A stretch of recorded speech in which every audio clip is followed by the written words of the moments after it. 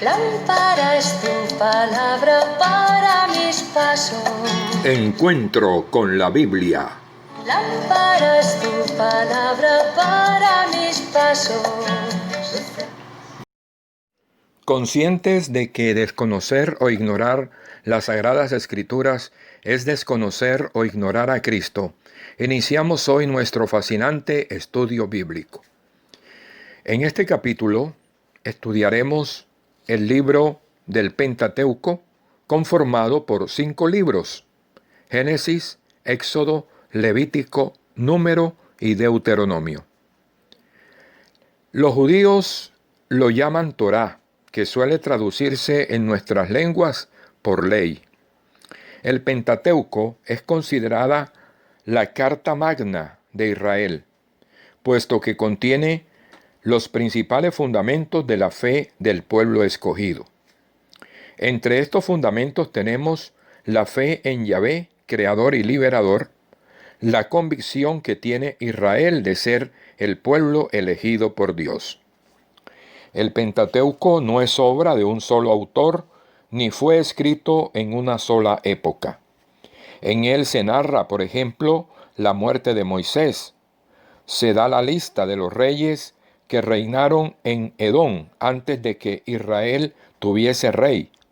Se habla de los cananeos en tiempos pasados y otros hechos posteriores a Moisés, que nos lleva a la conclusión que el Pentateuco fue escrito por varios autores y en diversas épocas.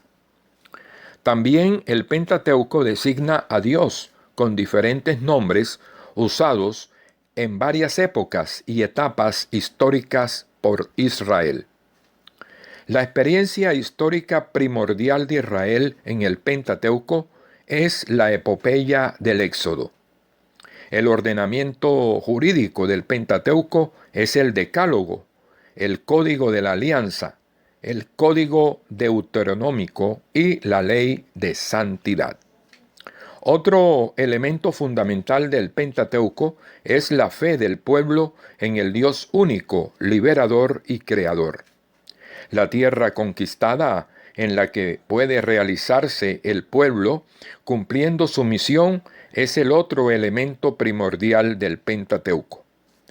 Durante el exilio en Babilonia, el pueblo de Israel sufre una transformación cualitativa. Deja de ser una monarquía presidida por el rey y se convierte en una comunidad religiosa presidida por la cúpula sacerdotal. Los israelitas, tanto los desterrados como los que vivían en Palestina, pasaban por una grave crisis e incertidumbre.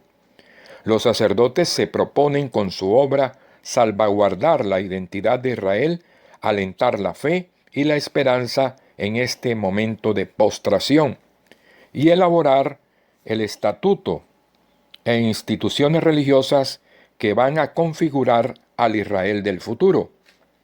Según Ezequiel, el Israel del exilio era como un cadáver, cuyos huesos secos estaban esparcidos por el campo sin esperanza de vida.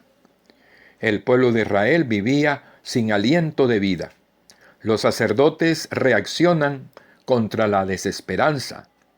Este es el sentido del relato de la creación en Génesis capítulo 1, versículo 1 al capítulo 2, versículo 4a. El Dios que creó el cosmos solo con su palabra está a punto de repetir el milagro.